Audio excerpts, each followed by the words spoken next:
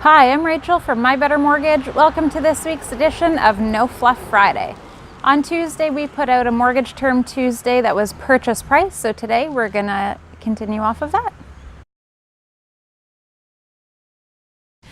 First, let's look at the purchase price from the seller's perspective. It's rare that in our market you're gonna list and sell your house in one day.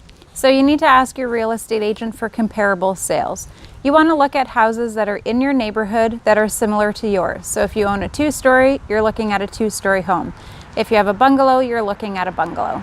CMHC has an online resource center that depicts the market in your area. This will give you an indication as to whether house prices are increasing or decreasing.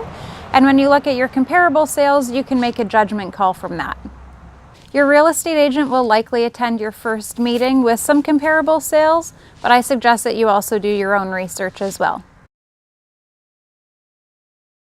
From the buyer's perspective, before you put an offer in, you also want to take a look at comparable sales in that neighborhood just to ensure that you're not purchasing over and above what the market can withstand.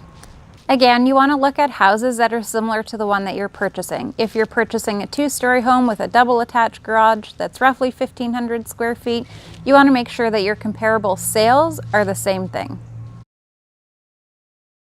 Be careful if you enter into a bidding war. If you purchase a property for over asking or CMHC doesn't agree with the purchase price that you've negotiated, they're going to ask for an appraisal on the property. And lenders in Canada will fund on the lower of your purchase price or the appraised value.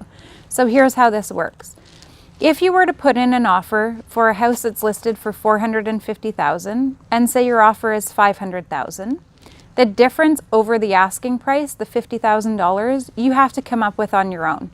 In addition to that, you still have to put down a down payment, no less than 5%, on the $450,000 value of that home. The same applies if you're buying from a builder. A lot of times lenders are going to ask you for an appraisal because your purchase price was set years prior to your closing date. If the market increases or decreases, again, if there's a shortfall there between the purchase price and the appraised value, you need to come up with a difference in that. Take a look at some of the news reports that came out of Keswick within the last year. They had an entire subdivision that came in almost $200,000 lower than their agreed upon purchase price. If you have any questions, feel free to reach out to us. You can get us at 705-300-SAVE.